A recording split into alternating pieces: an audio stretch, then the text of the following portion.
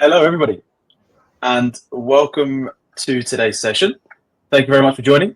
Today, we are covering all things human and AI customer service with Zendesk AI. My name is George Cox, and I will be your host for today's session. There's going to be lots of things we're covering today, and I think this topic is rather hot at the moment for various different reasons, and we're going to dive into many different topics and areas throughout the session. But really what we're seeing is customers' expectations are rising, and therefore teams are handling more inquiries than ever. AI is no longer just about automation. It's about empowering agents, improving experiences, and therefore driving efficiency. And in today's session in particular, we'll be breaking down the real world impact of AI and essentially showing you where to start, how to start, and of course, leveraging Zendesk AI to deliver a better customer service outcome. So by way of introductions, what I'd like to do is run through ourselves. My name is George, and I'm the lead senior Zendesk consultant here at Redcape. I've been working with Zendesk and working with AI now for 6 to 7 years. It's ever evolving. It's a real interesting topic with our customers and particularly internally as well. However, in today's session, I think our guest is the brains behind our conversation, and that is Lucinda. Lucinda, if you'd like to introduce yourself. Perfect. Thanks, George. That's very generous of you. So my name is Lucinda. So I'm an AI specialist here at Zendesk. So I support our strategic accounts globally and helping them to really understand what their AI strategy should be, what the sort of the benefits, the risks, the pitfalls, what's coming next, etc. Because it's an ever-moving topic. So they really need that level of subject matter expertise. I've been working in the AI space now for about 7 years, which I think for AI sort of probably makes me a little bit of a dinosaur in this space, but it's finally cool. So I've sort of seen the full revolution of it. And for a long time, I've been an AI evangelist, and finally, people are on the train with me. So super exciting. Excellent. Thank you very much. Yeah, really insightful. And I'm sure there's lots of experiences that we can draw on as well. Before we dive into the session itself and obviously giving a bit of an agenda, I just wanted to quickly highlight Redcape and who we are, and particularly while we're having this session. We are a Zendesk Premier Partner, and we have been now for a number of years, as you can see. We have also been previously awarded the Best Implementation Partner of the Year, which in fact included AI and some rather complex use cases. And we've also delivered over 400 Zendesk implementations throughout the years as well. This is a picture of not our entire team. We are based across the globe within Europe and the UK and I just wanted to highlight this because I think it's a nice summary and a nice happy picture of some of the team being together.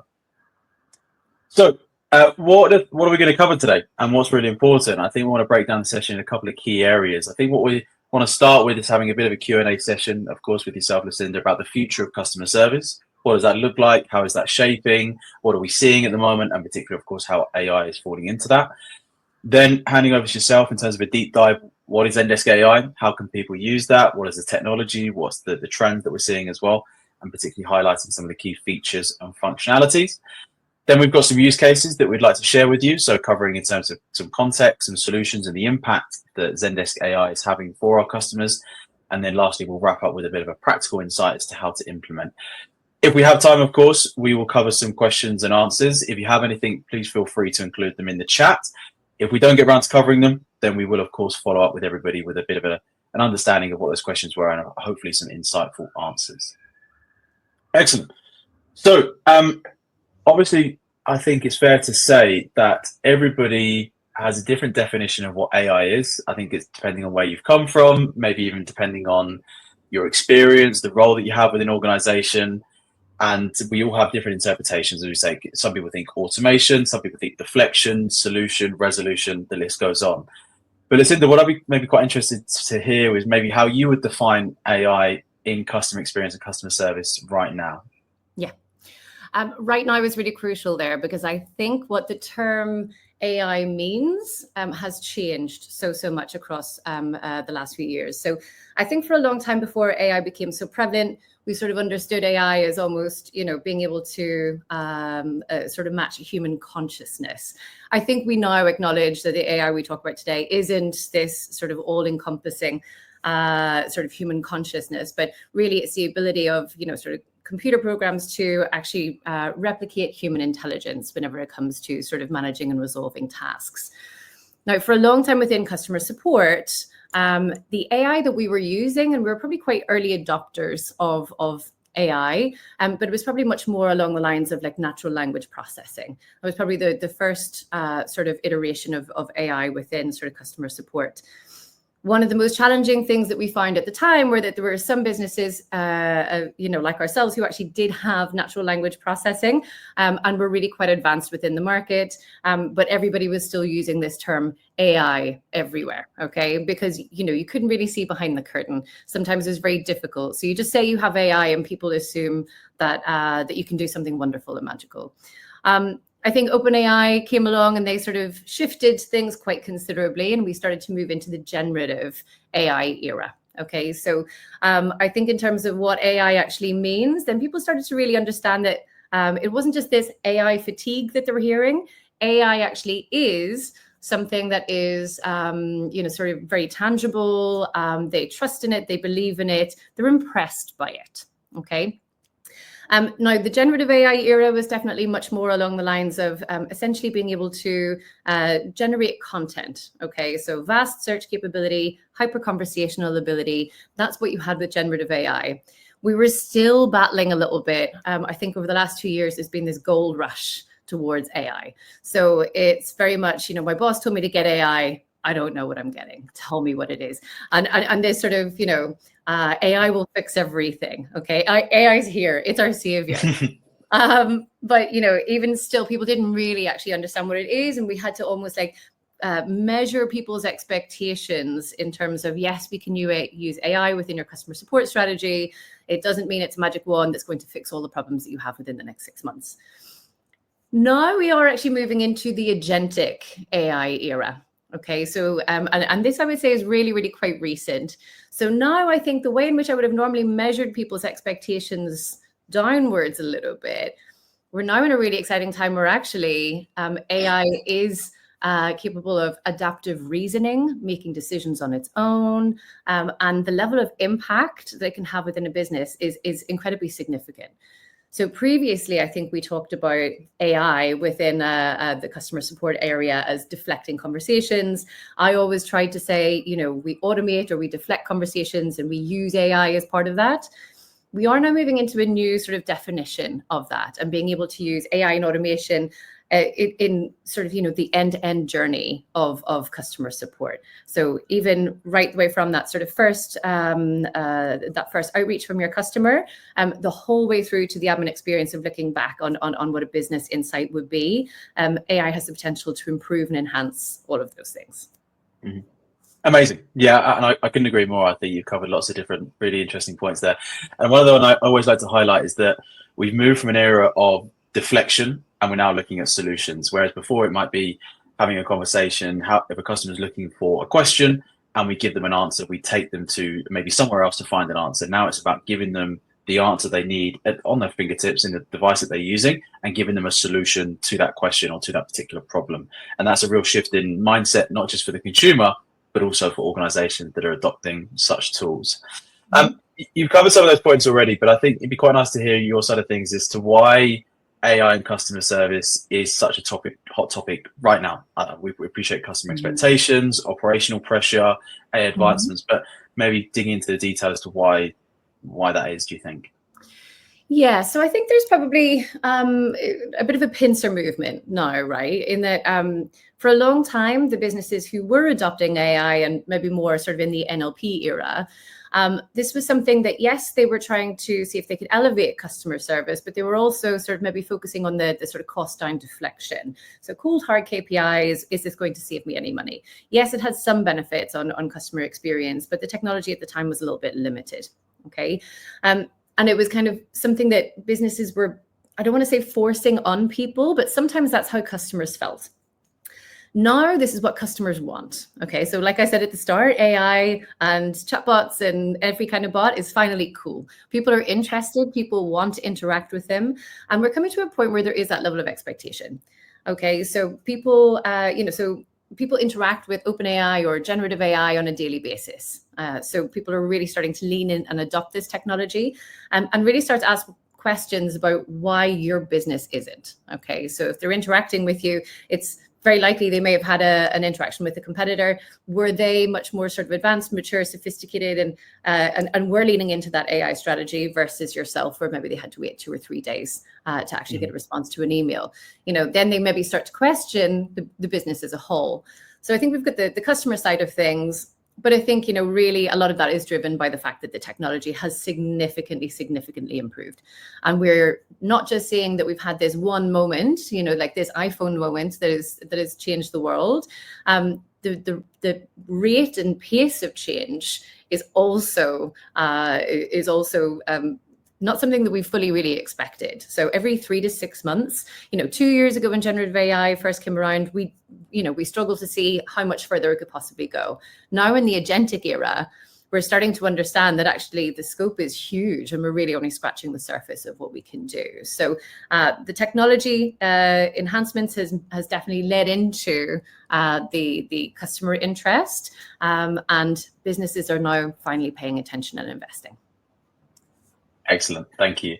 And there's loads of different rabbit holes that I'd love to go down into, and I think unfortunately we've only got a set period of time. But I think, as you already highlighted as well, there's definitely this preconception of what AI is, even if we're changing that landscape. It was a slightly different conversations are happening. Companies are at different stages, but there's definitely still an understanding that AI is just automation. So maybe from your experience, and particularly even more so recently, how do you think companies should be thinking about AI, but beyond just that automation, which we might typically associate it with? Yeah, I think that's a really, really good point. And the people who will win in this CX battle are the people, I think, who are actually zooming out. Okay, so really you need to be thinking about, analyzing your entire customer experience journey and starting to identify where the bottlenecks are, and where the points of friction are. And then ask yourself, can AI help me here? Okay, so not what can AI do, because that's a huge topic. We've seen sort of chatbots in, many years ago, before AI was as prevalent or as advanced as it is now, and people just shoved everything into them just because they could. We saw travel chatbots that because they could connect to a weather app, then they were like, would you like to know the weather? Nobody who's calling an airline wants to know what the weather is, so it's like, what are your business problems? And then how can AI solve an impact for that? Fantastic. Yeah, completely agree. And I think it's about being a bit proactive in our engagement, not just as agents reaching out to customers. It's about, as an organization, how can we find the bottlenecks, as you say? How can we find the challenges, and how can we address that before it becomes a bigger problem? Or are we doing our root cause analysis? And AI can also support that, as you quite rightly say. It's a very difficult question to ask, but I think it's one that lots of us would like to hear your thoughts on. We know that AI has changed so much in just the 6 to 7 years that you've worked with it. Even how I've been engaging with Zendesk and customers, it's changed hourly, if not minute by minute sometimes. But where do you think, or how do you think it will evolve over the next 2 to 3 years? And as I said, it's a very difficult question. But if you had to break it down into almost a short, mid, and long term, what do you think that might look like?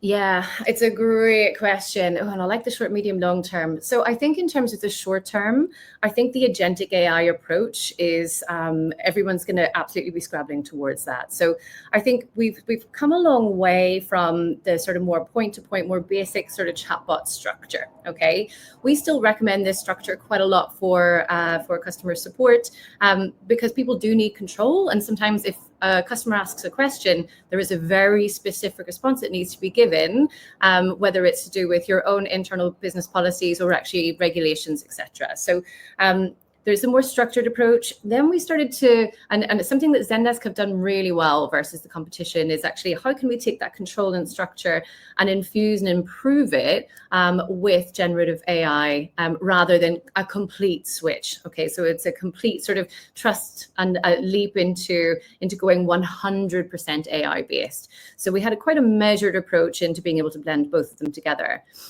We're now bringing in our agentic AI, so essentially adaptive reasoning bots. Okay, so this now means that we've developed a number of, so you don't just have an AI agent who works for you as in one bot, you have a team, and each of those agents has a different specialism. Okay, so it means we can put a lot more maturity and sophistication into the bot, and it means that there's a number of sort of key impacts. So the bot is capable of much more mature use cases, it's better at being conversational, it's better at checking your knowledge bases, it's better at managing all of your business rules. So it's elevated, and it is actually just better.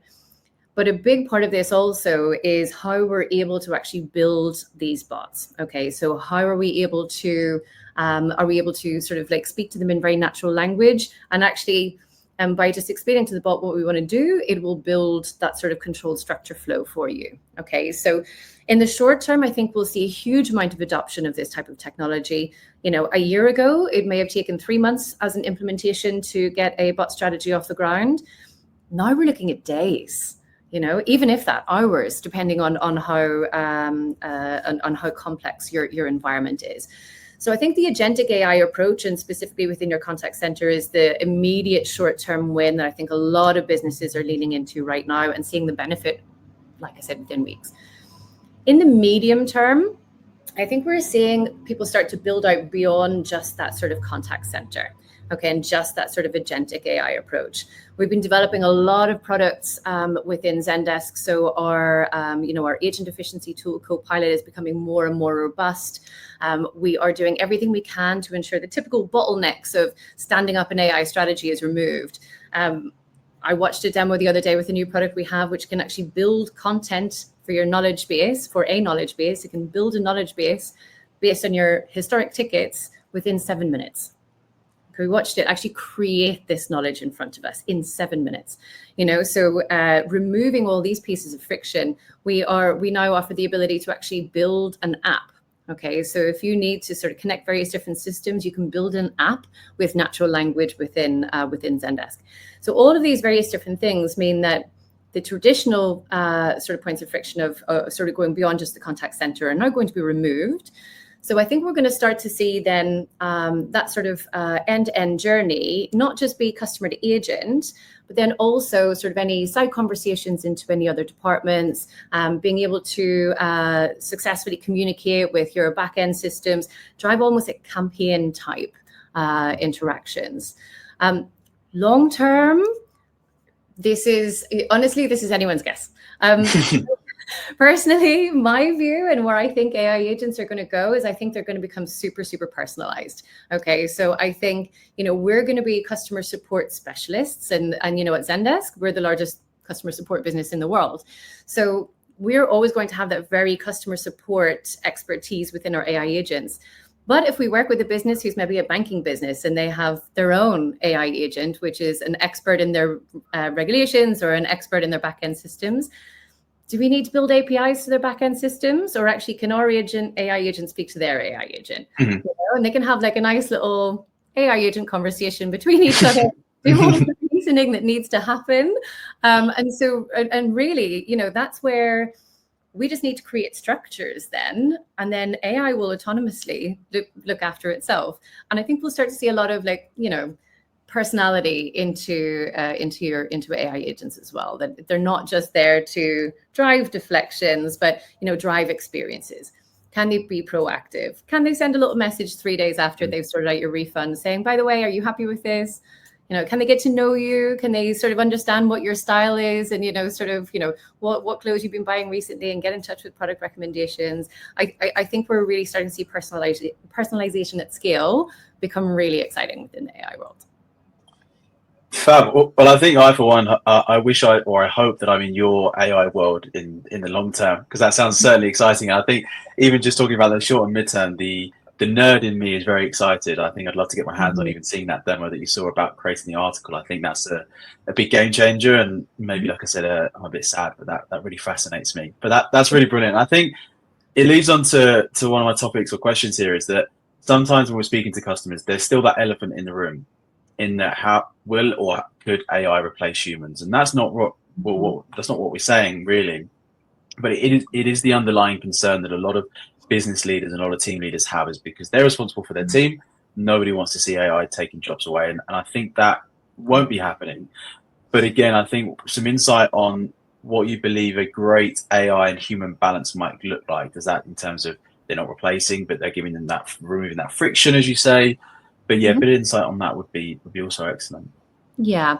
So I think It's not about replacing humans, and that's never been our goal. I will say that some areas of customer support, and a recent experience I had last week, just trying to get a returns label from a company, which actually took 2 weeks, 4 emails, and I still didn't have my returns label. There's some parts of customer support that's very, very ripe for some sort of overhaul, whether it's AI or something else. But I think that, there are some things that AI is probably not going to replace anytime soon. And that's things like, empathy.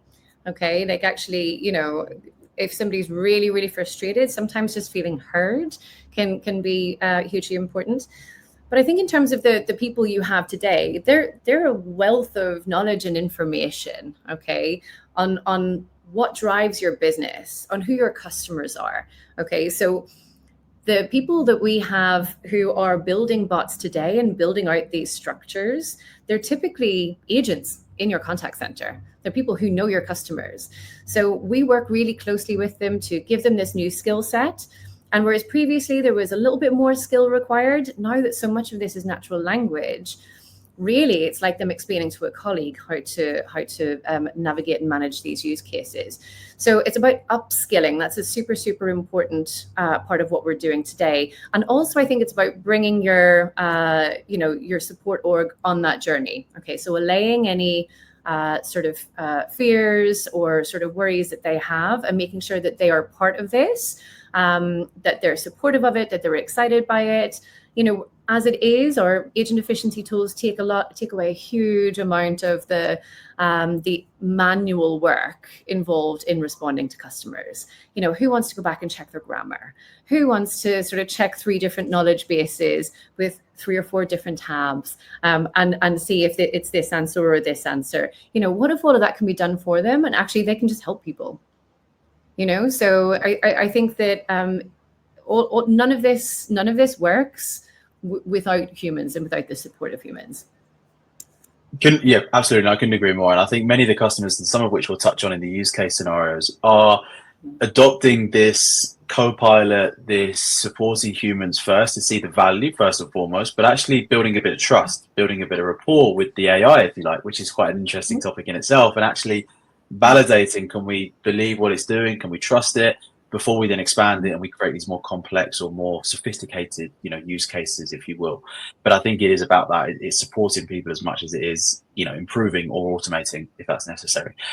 Maybe one final question before we dive into the Zendesk AI as a product and some features, which sort of leads on to that last point there, is about brand consistency and brand trust. And I think it's quite an interesting one for lots of our customers, because we have lots of customers that focus on different teams. They're responsible for different KPIs, metrics. But if we're going to be adopting AI across the business, we need to have some confidence that there's going to be some brand consistency and trust. And so, again, we're interested to hear how you think AI would support such thing. Yeah, absolutely. So I think this is where, when people talk about sort of building versus buying, I think that this is where sort of Zendesk in particular play really well, okay? In that you're not purchasing an LLM, or you're not purchasing something that you need to go and develop yourself. All of these sort of controls, so things like brand guidelines, how the brand, or how the AI agent should speak on your behalf, how it should format your brand name, for example, what sort of tone it should use. All of that is actually configurable at an org level. Okay, you can split it off into various different brand levels as well, but these are exactly the sort of considerations that we've built out of the box, because we know what people want we know what our customers want from AI agents. We need to ensure that brand consistency is there. Arguably, once we have that set, are we more consistent than humans? Possibly, very possibly. I mean, there's probably a philosophical discussion to be had there. But I think that it's a little bit more sort of controllable. It's also a little bit more trackable now. I think now that we've got things like QA for AI as well, all of these conversations being digitized, whereas 5 to 10 years ago they would have been phone calls. It's much more easy to track the success of the controls we have in terms of the brand management space. Fantastic. Thank you very much. And to be honest, I wish we had more time on our hands because there's lots of different areas that I'd love to pick your brains on. But for anybody that does have follow-up questions or anything on the areas that we've touched on so far, then again, please use the Q&A, or we can obviously arrange a session afterwards. So now what we'd like to do, maybe move on to the next section, is focused on everything we've taken, everything we've learned, everything we've discussed, and actually what that means in reality, particularly related to Zendesk product itself and Zendesk AI, of which there are many different SKUs, there are many different angles that customers could either adopt or historically using, or even into the future. So maybe a good place for us to begin is firstly introducing Zendesk AI, but also maybe Lucinda, maybe just breaking the mold, if you like, in just beginning to help us understand what does Zendesk AI offer in terms of a productized offering right now. Yeah, absolutely. Great question. And that is something that has changed, I think, over the course of the last few months, quarters, years, and so it should have as things have developed. So where we stand today is we have two very simple products that are housed under the umbrella Zendesk AI.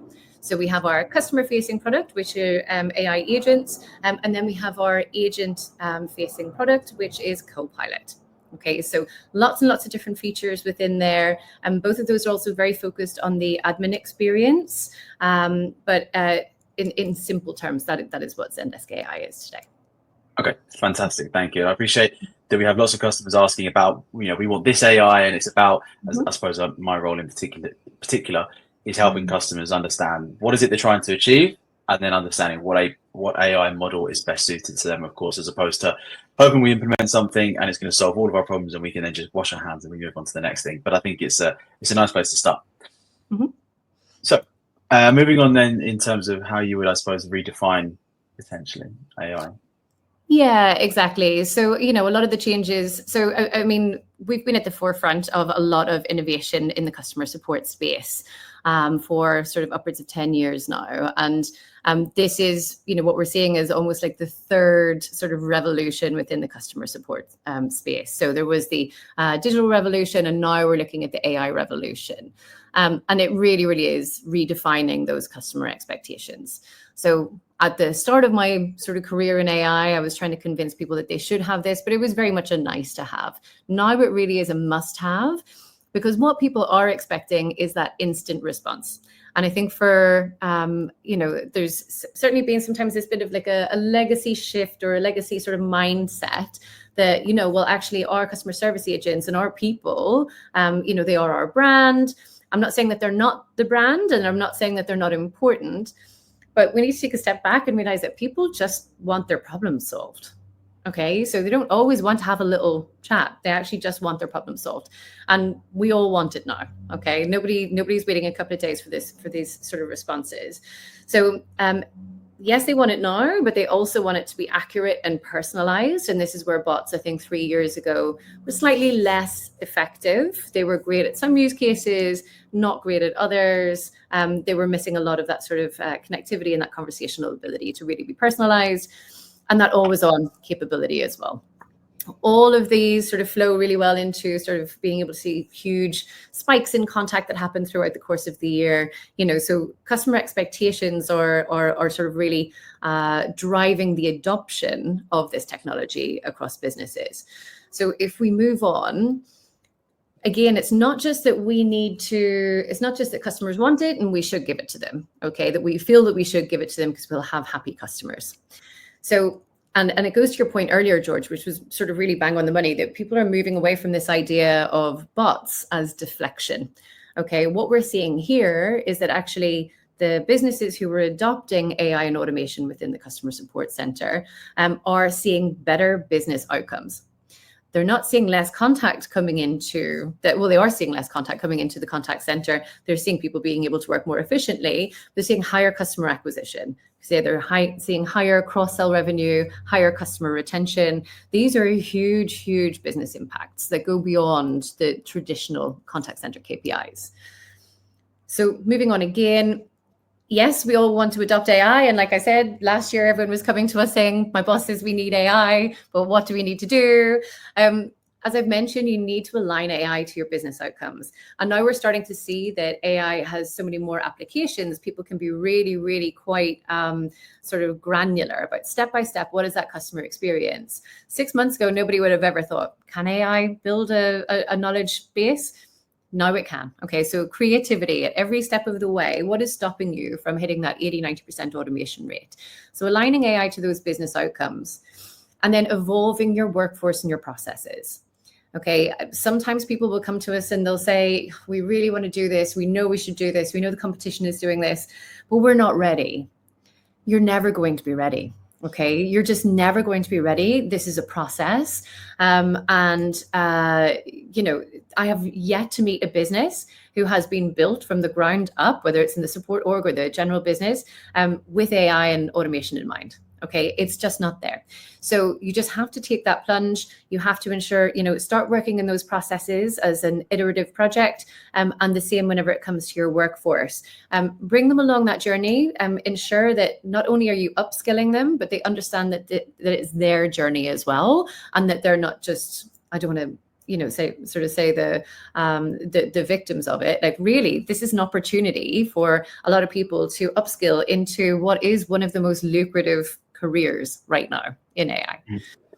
And maybe if I could just add something here, Lucinda, what we're finding quite interesting is that even historically, before the AI, revolution, if you like, or evolving within customer experience, customer service, there's no chief customer experience officer, like there might be a chief revenue officer or a chief technology officer. And likewise, there's no chief AI officer, right? In terms of there's no one singular person that's maybe responsible for this. It's a collaborative approach. It's involving processes, people, technology.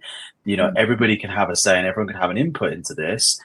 Sometimes it may need to be led by a particular individual, but that doesn't mean to say that the groups can be involved. And I think some people see that as a potential challenge, right? Who is going to be responsible for this? Where does it land? Is it within the data team? Is it in the technical team? Is it customer experience? And of course, it does lap over into all those areas and much more.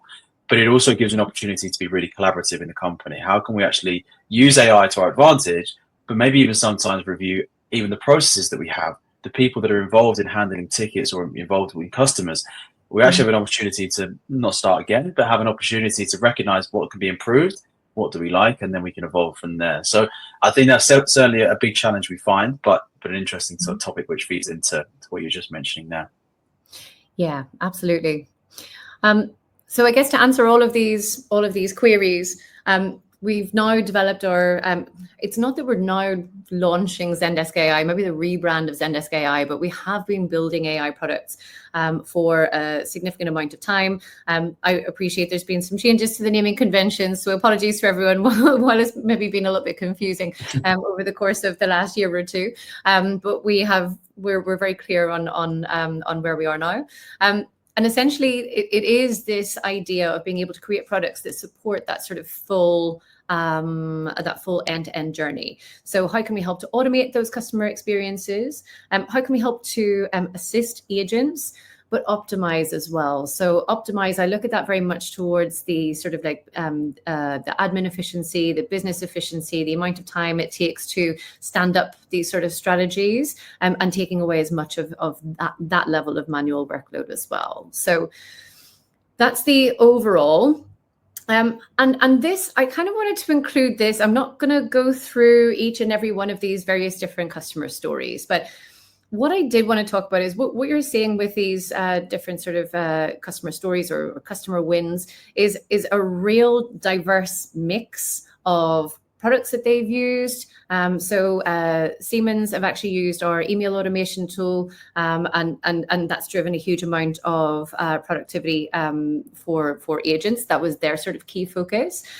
When you look at Hello Sugar, they're actually looking very much at being able to double their business, and they've leaned in so much to what we do that they have achieved such high rates of automation that they can double their business without actually having to increase their headcount within the contact center. So again, sort of tracking back, this is almost like bookending the, start with your business problems, know what your goals are, because as much as building a bot across any channel might be relatively similar from a structural perspective, how it's impacting your business, what you want to track, where you want to start, all of those things. That's the sort of stuff that that Zendesk can help you on, but also Redk can help you on, and really sort of helping you to prioritize, where your quick wins are, what your goals are, how you take this to the boss at the end of the day and say, look, we did a great job. Absolutely, and I think just to complement that, everything requires a return on investment to an extent, and I think these numbers speak for themselves, but I think we can also support in the evaluation and understanding what metrics are we trying to achieve. Again, doing that bit of root cause analysis, what are we trying to implement? Are we implementing something that's going to add real value, it's going to change things and impact either internal staff or customers? And how can we put that against a metric that we can quantify? And it's always nice to have a base level of where we're starting from. For example, Freedom, there you can see their CSAT had improved. And we know the base level, their CSAT was at an X percentage. And by implementing such products as Zendesk AI, we can really increase it. So it's always nice to see some numbers against some logos for sure. Of course. So I then wanted to talk about maybe like deep diving a little bit, not too much. I could talk about sort of our two different products for a significant amount of time, but I'll spare you for today. So on our customer support side of things, as I mentioned, we're moving into the adaptive reasoning AI agent or agentic AI approach, which are lots and lots of buzzwords, which will all become much more normal and much more tangible very soon. So I blame the AI world for changing all the naming on this so much. But essentially, if we just go back to the previous slide, no, that's okay. So from a customer support perspective, we have AI agents which are able to support you today on all of your digital channels. Coming very, very soon is going to be voice.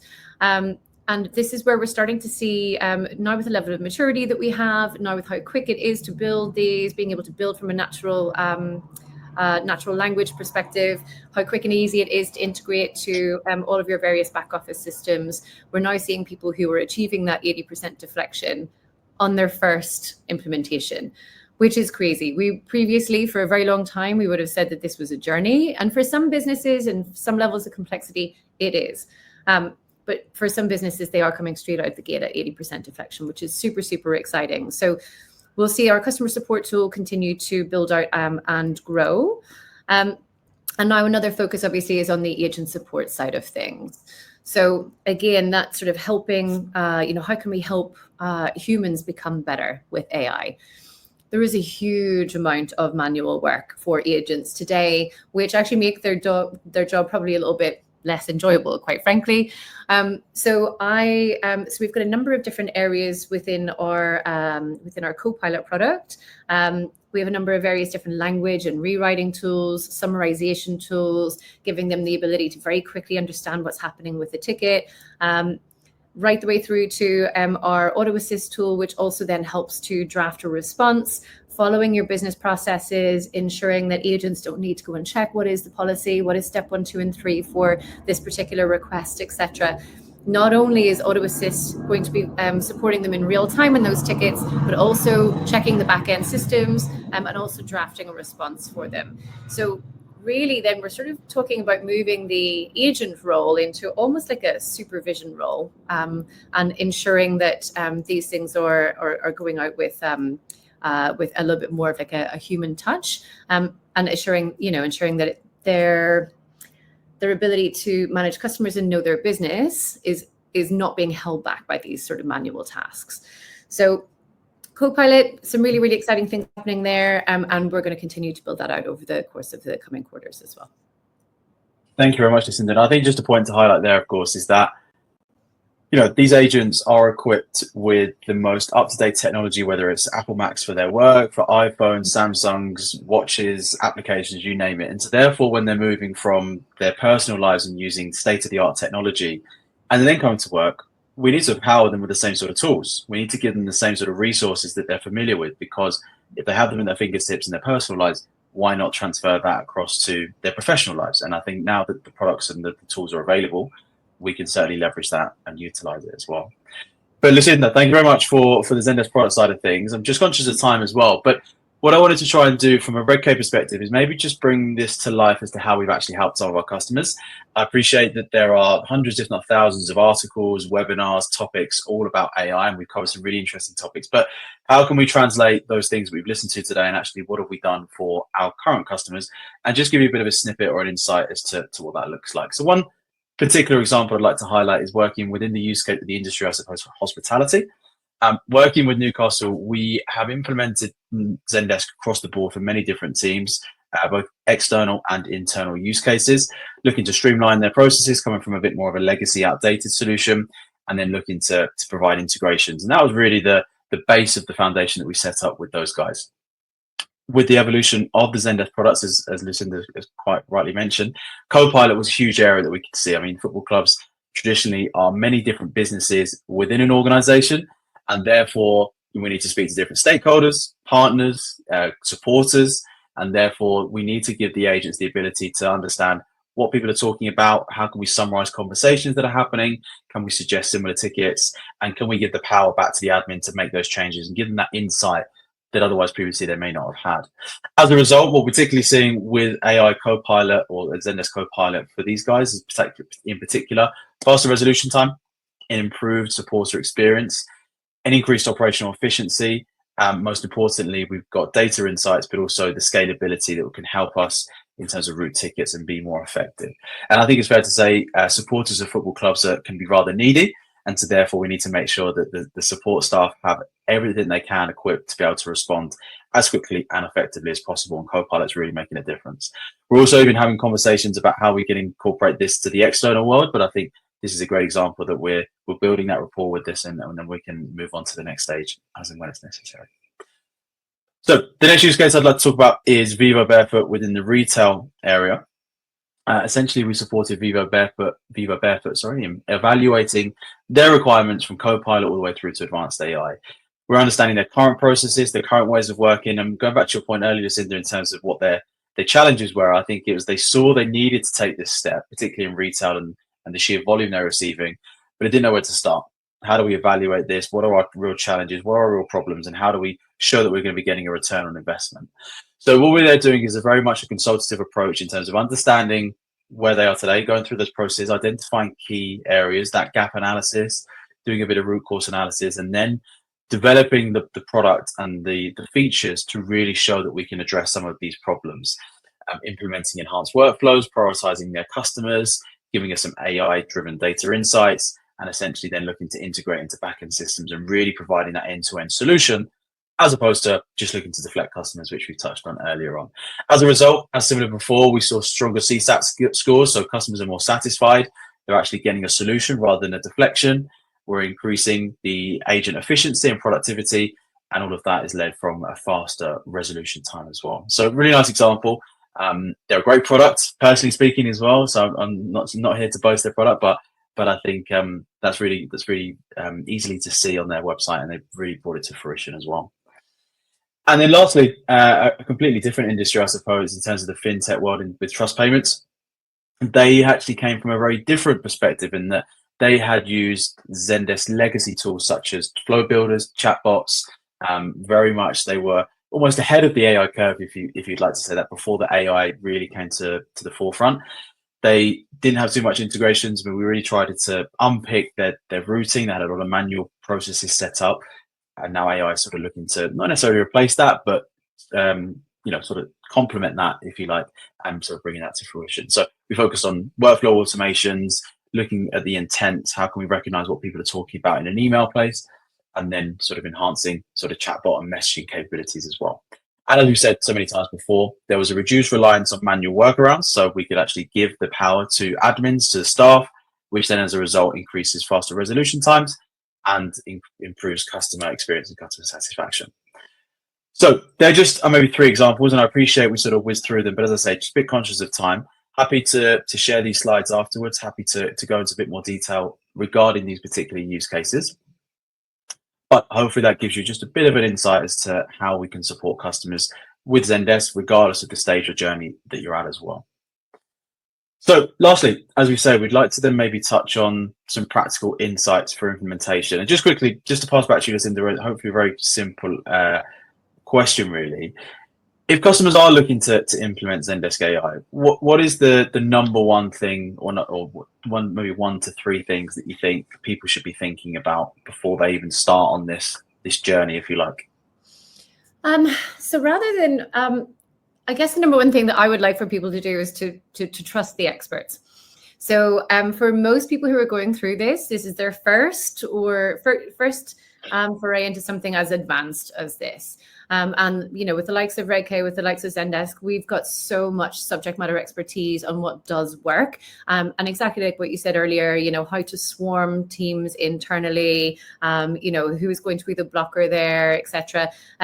And sometimes we feel, especially because there's this AI is almost democratized, and so many people know what AI is, they feel they maybe know how to run a strategy. There is a huge amount of expertise available within your partners, within your vendors, about how to drive a successful approach. So I would say come to us with an open conversation, and we can give you, sort of our view on how these things work. You let us know what, sort of what your environment is, and we come to something collaborative. That's my sort of key recommendation.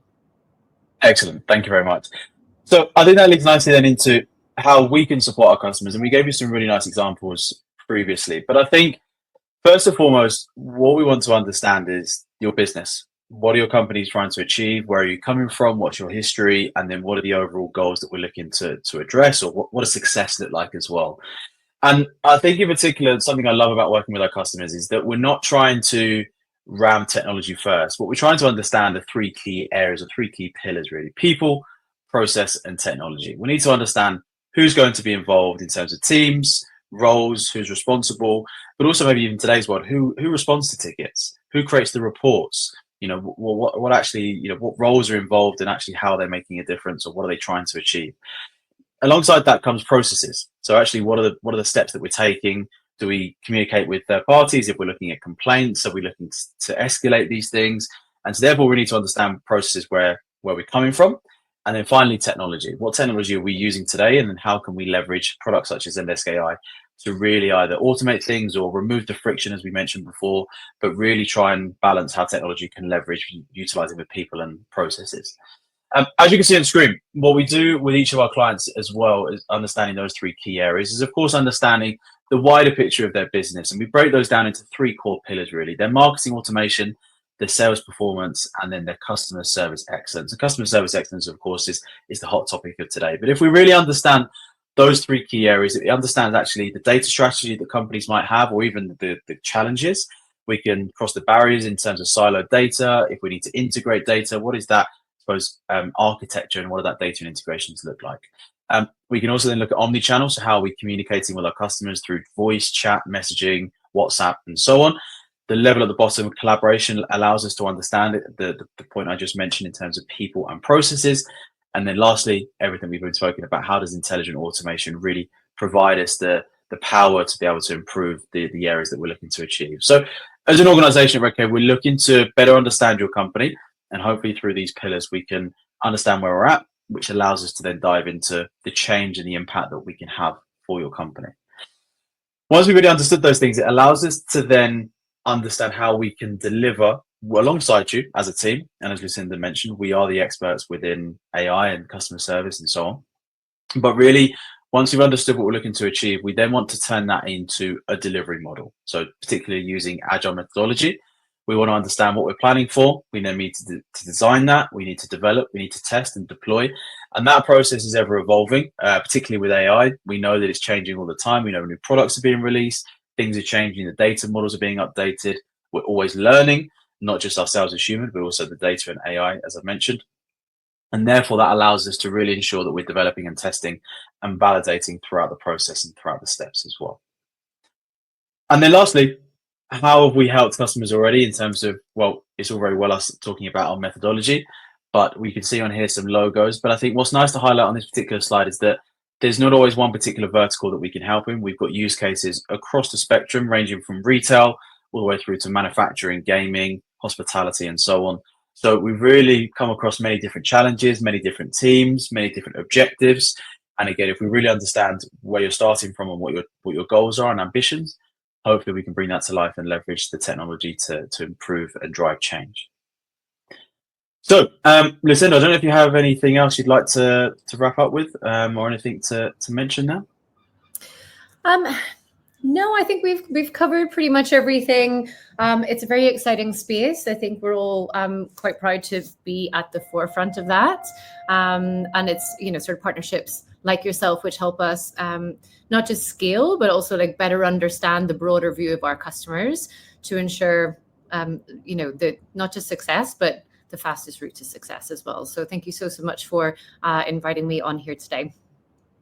Pleasure. No, and I must say a huge thank you for joining us. You've given certainly a lot for me to think about, and certainly a lot of things I'd love to pick your brain with afterwards. We have had some questions come through, but I am just conscious of time. I appreciate we've covered quite a lot of ground today as well. So what we will do, as I say, we'll follow up with those questions. If anybody would also like to reach out, our information will be provided afterwards, either to contact myself directly or Lucinda, of course. We would love to continue the conversation afterwards. But for now, thank you very much for joining, and hopefully we'll hear from you soon.